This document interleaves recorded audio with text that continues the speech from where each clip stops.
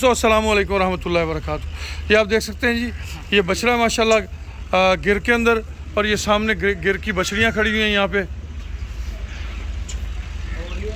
गिर ब्रीड जो है वो मिल्किंग के हवाले से बड़ी नामवर ब्रीड है, ब्राज़ील की ब्रीड है और पाकिस्तान में भी इसको काफ़ी हद तक प्रमोट किया जा रहा है।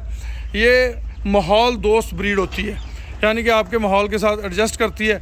ये आप देख लें, ये तकरीबन गिर की बछड़ियाँ और गिर के बछड़े जो है ना वो इस वक्त फार्म के अंदर वंडा खा रहे हैं।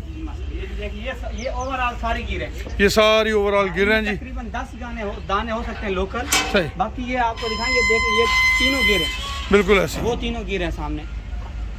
यानी कि गिर पे प्रॉपर काम किया जा रहा है। आने वाले दिनों पे यहाँ से गिर की एक हाई लेवल की ब्रीड जो है वो आम लोगों को मुयस्सर होगी जी इंशाल्लाह। मज़ीद दोस्तों अगले पोर्शन में चलेंगे तो उसके हवाले से आपको ब्रीफिंग देंगे। वो सामने एक गिर की गाय खड़ी है। तो ये जितनी भी हैं सिंध के अंदर, ये कैटल फार्म एक नामी ग्रामी कैटल फार्म है, पताफ़ी कैटल फार्म के नाम से।